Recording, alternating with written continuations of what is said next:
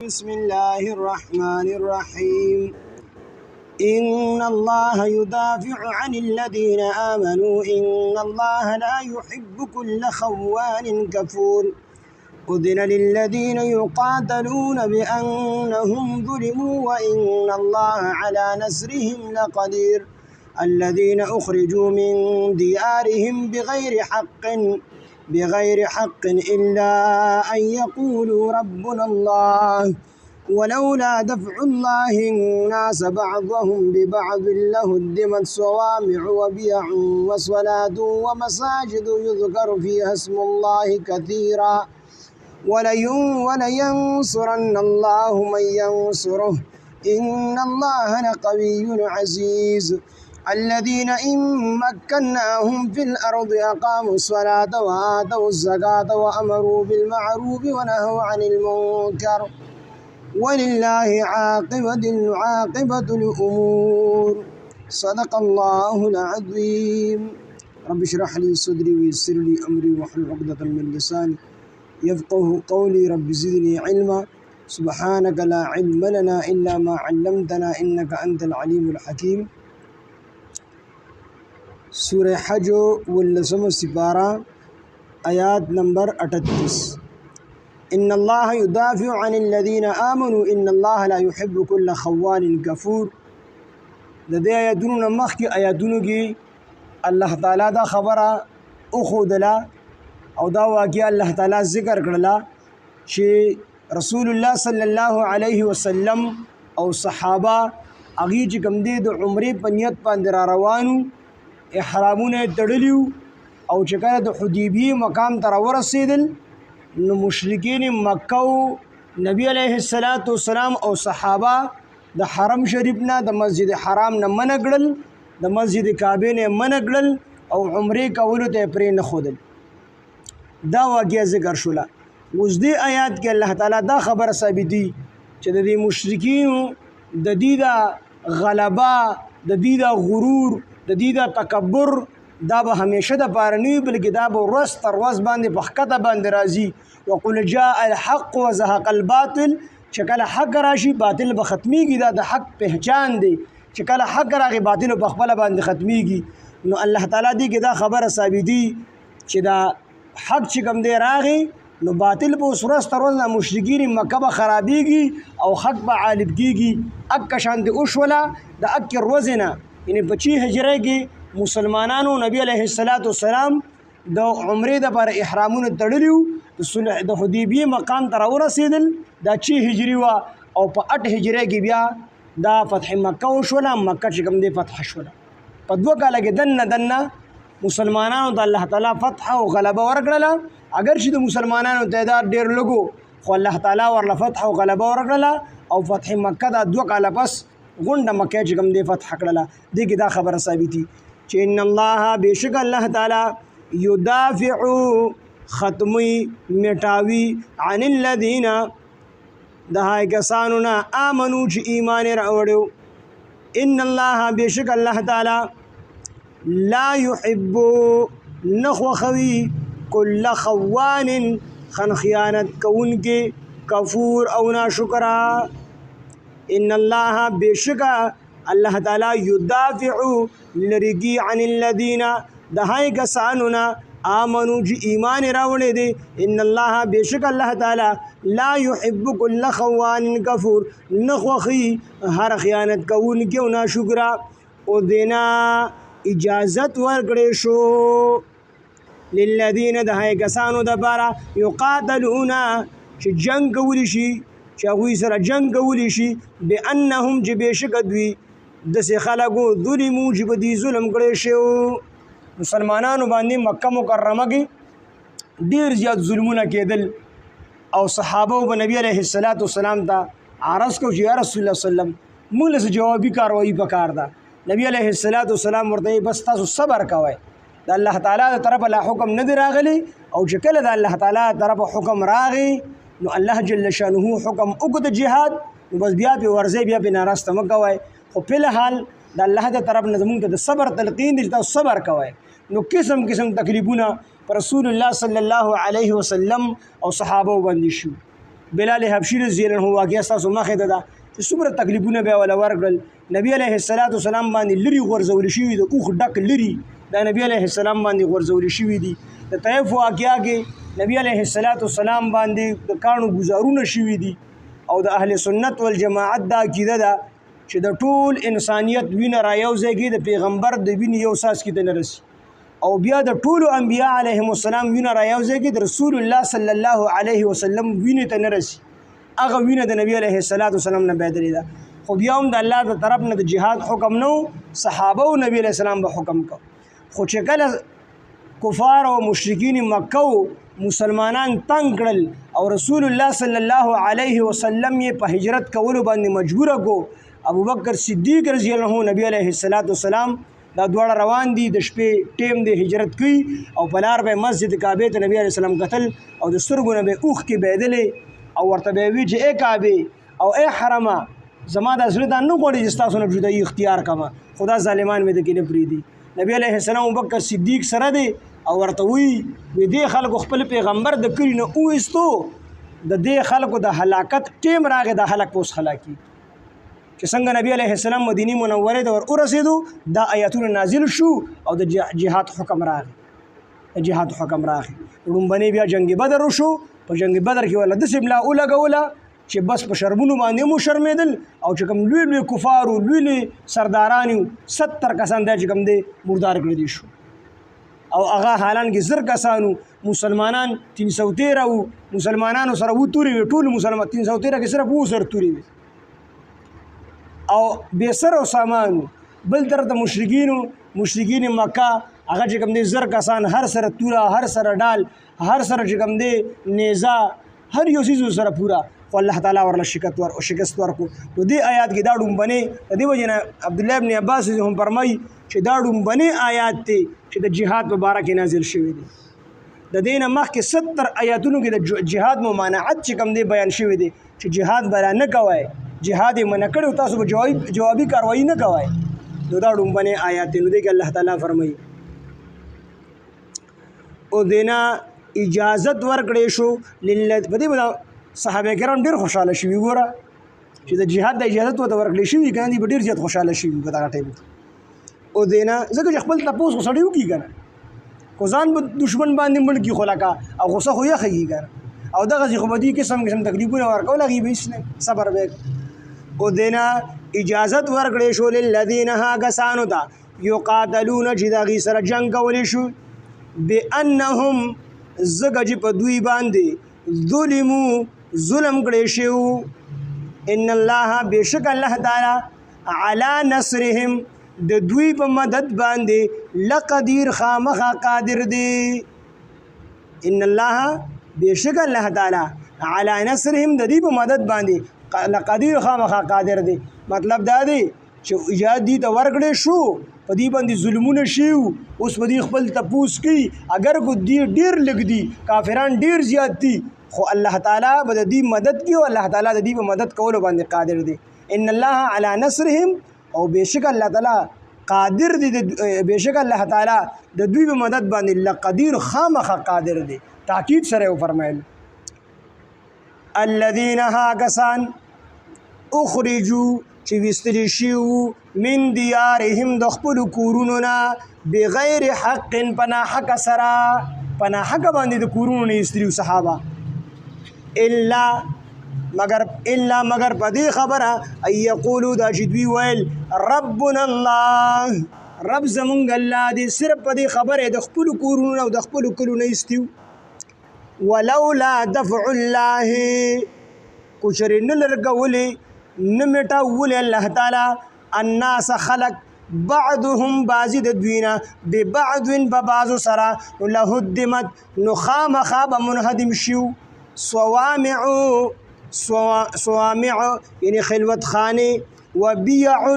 او گرجی و صلوات او د یهودیانو عبادت خانه و مساجد او د مسلمانانو مسجدونه. الله فرمایي چې دا جهاد څه نوي څیز نه دی بلکې د نبی علیه السلام نه مخکې انبیا چې هغې ته هم موږ د جهاد حکم ورکړی او الله فرمایي کو چې موږ د جهاد دا حکم نه ورکولی نو بیا به څه شوي وو چې په هر وخت کې کوم مذهب حق و نو د هغې عبادت خانې به چا محفوظې نه وي پرېښودلې هغه به یې ولې روانې کړې وي. لکه صوامع دا د صومعه د دې جمع ده او دا څه ته ویلی شي نو دا د نسوارو د راهبانو به چې کومې خلوتخانې وي نسوارو راهبان د هغې چې ځکه د نسوارو د عیسایانو په مذهب کې رهبانیت جایز و رهبانیت پیدا ته وي چې یو کس په خپل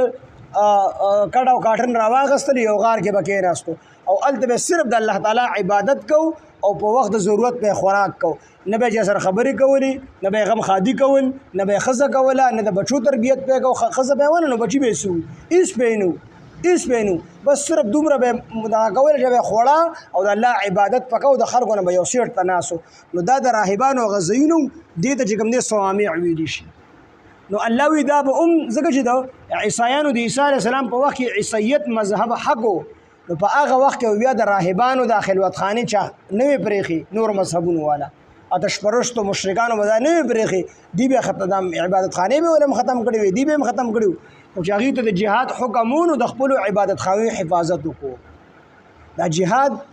دا خو د اعلی کلمت الله دپاره دی او د مسلمانانو د حفاظت دپاره دی. نو د دې وجې نه الله فرمایي دغه رنګې بیع چې کوم دی دا د کنیسې ته ویلی شي د عامو عیسایانو به چې کمې عامې عبادت خانې وي کنیسه چې ورته وي نو هغې ته ویلی شي بیع دا د بیعتون چې کوم دی بیعتون چې کوم دی جمع ده او بیعتون دی چې کوم دی واحد دی او دا بیعون دی جمع ده نو دا د عیسایانو چې کومې کنیسې به وي نو هغې ته ویلی شي. او صلواتن دا د صلاتن جمع ده صلوات دی جمع ده صلاتن مفرد دی واحد دی نو دا د یهودیانو عبادت خانو ته به ویلی شي صلوات دا د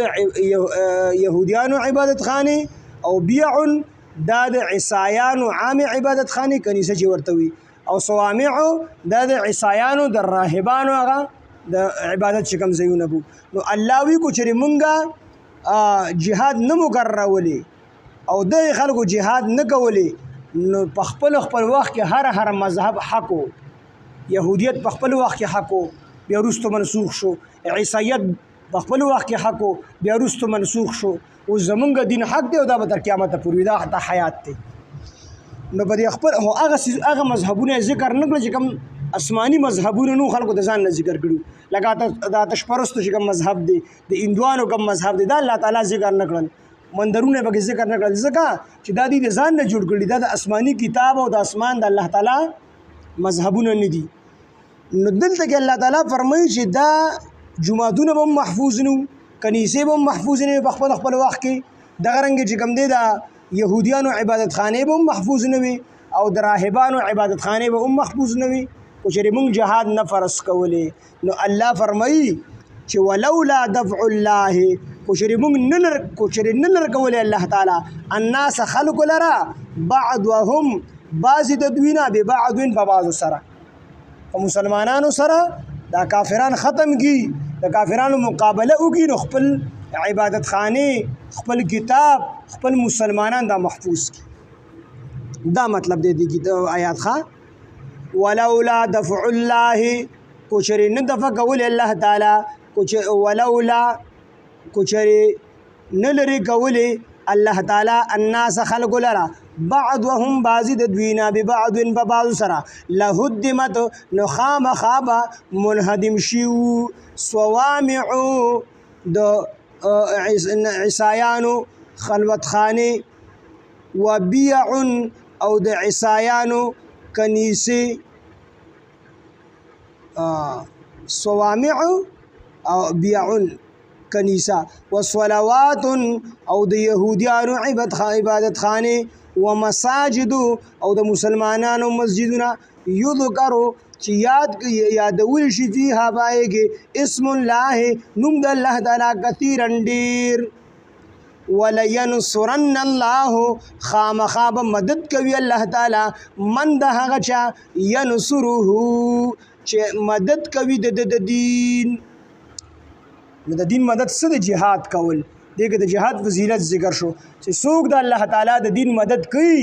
نو الله تعالی به د دې خلکو خامخا مدد کوي او دې مسلمانانو ته په کفارو باندې غلبه ورکوي. نو دلته کې فضیلت ذکر کو مسلمانانو سره د مدد وعده مو فرمایله چې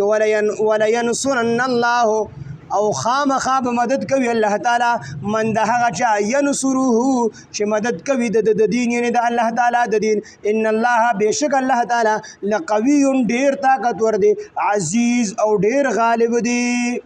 الذين هاگسان امکناهم کچری مونږه قدرت ورگو طاقت ورگو دیتا فی الارض بزمگا گی. دا د صحابه شان ذکر کی کچری مونږه قدرت ورگو لا الله تعالی ورته طاقت ورکړي نه دی. الله تعالی په قرآن باندې پیشنګوئی ورکړله چې کو دې خلکو ته دې صحابه ته مونږ قوت بزمگا کی حکومت ورگو نو دی به بیا په خپل حکومت کې څه کوي اقاموا الصلاة دی به مونځ کوي وآتوا الزکاة او زکات به ورکوي وامروا او حکم بگی بالمعروف منیکه سرا ونهوا او منع بگی عن المنکر د منکراتنا. الله وی کو دی مسلمانانو ته حکومت ورکو نو دی خپل ټول وخت او خپل ټول کارکردګي د الله تعالی د حکم مطابق دا چې کوم دی کی مونږ به کوي زکات به کوم دی کوي غو ورګي امر بالمعروف خلق باندې کو تر بلی خلق به د بدون په زور سره منګي زور سره د حکومت کار دی چې په زور سره به د بدن یو سړی منع کړي او سړی بدکاری وکړله زینه وکړله غیر شادي شده دی دله به چې کوم دی کوړې ورکړي. یو سړی شادي شده دی او د باندې ګواهان قیم شو دی به سنګساره په کاڼو باندې قاتل لی قتل عمد یې کړی دی دی به چې کوم دی قصاص کوي په دې کې. نو که داسې یو سزا چا ورکړله په دې ټول ملک کې به امن راشي. صحابه دا ورو کنه د عمر رضی الله دا ورو چې د کالو خیسته جینې او ډکه جینې او قسم قسم کالی ور سره او په خشک او بیابانونو باندې سفر وکړو مدینه منوره ته ورسېده او چې عمر رضی الله تاسو کو وسه حالو بل عرب باندې چې کوم کور ته وتلم نیمه شي دا یا زما د پلار کور دی یا مې د خاون کور یعنی سر کور دی بالکل دسه برات ښکارې دو او هیڅ قسمه تکلیف راتن چار د بد نظر باندې نه دی کته دسه امن راغلی. نو دلته الله تعالی د صحابه شان ذکر کو چې کو دي د قوت او طاقت ورګړل شي دی و 100% په دین باندې اوچلیږي امن براشي او دی و موږ کایمي زکات پور کی دا ټول خبري براشي. الذين او هغه اوشول بیا هغه اوشول خلفای راشدین په دور کې حضرت ابوبکر صدیق رضی الله عنه دور کې صرف چې کوم د زکات نه خلکو پکې انکار کړو. حضرت ابوبکر صدیق د خلاف د جهاد اعلان وکړ چې چا د نبی عليه السلام په زمانہ کې او خورګو په زکات کې خو موهار او پړې ور سره نه ورکاو. اوس په هغه وخت کې سره پړې مو ورکاو اوخې مو ورکاو اوس سره پړې نه ورګي نو هم سره دا خلاف په جهاد کې زکات وقایم دا د اسلام چې کوم دي اهم ارکان دي کنه. امکن الذين هاغسان امکناهم کوشری مونږ ته قدرت ورګو دیتا فل ارض بزمګه کینی حکومت وته بزمګه کی ورګو اقام الصلاه دی بموس قائم کی او اتو زکات او زکات ورګي و امروا او حکم بگی بالمعروف بنیګه سره ونهوا او منع بگی عن المنکر دبدینا ولله او خاص د الله تبارک عاقبت الامور اخیری انجام د ټولو کارونو دی. اخیری انجام د الله تعالی سره د ټولو کارونو بس. ان الله بشک الله تعالی يدافع لريكي عن الذين دهه کسانون امنوا چې ایمان راوړي دي. ان الله بشک الله تعالی لا يحب نخوخي كل خوان غفور هر خیانت کور کې نا شکر او دینه اجازت ورکړي شو للذین ها کسانو ته یقاتلون چې جنگ کوي شو غي سره بانهم زګج بشک دوی بدوی باندې زګج بشک بدوی باندې ظلمو ظلم کړي شو و ان الله بشک الله تعالی علی نصرهم د دې په مدد باندې لقدیر خامخا قادر دی. الذين ها کسان اخرجوا جو استری شو من دیارهم دخل کورونه بغیر حق فنا حق سره الا ان يقولوا مگر په دې خبره باندې چې دوی ویل ربنا الله چې رب زمون الله دی ولولا دفع الله الناس کوچرین لري کول الله تعالی خلق لرا بعضهم ببعض بعض د دوی نه په بعض سره لهدمت نو خامخا منهدم شیو ختم شیو بو صوامع خلوت خانه وبيع او کنیسه و صلوات او عبادت خانه د يهوديانو ومساجد ومسجدنا يذكروا جياد شي فيها باي اسم الله كثيرا نم د الله تعالی ډیر ولا ينصرن الله او خامخ مدد کوي الله تعالی من دها جا ينصره جا مدد کوي دها د دین ان الله بشک الله تعالی لقوي عزيز ډیر طاقتور او غالب دی الذين هاكسن امكنناهم کچری من قدرت ورکو دوی ته فل ارض پزمکه کی حکومت و تور کو فل ارض پزمکه کی اقام الصلاه دی بقائم کیمون واتوا الزکات ور بکی زکات وامروا بالمعروف وحكم بگیدو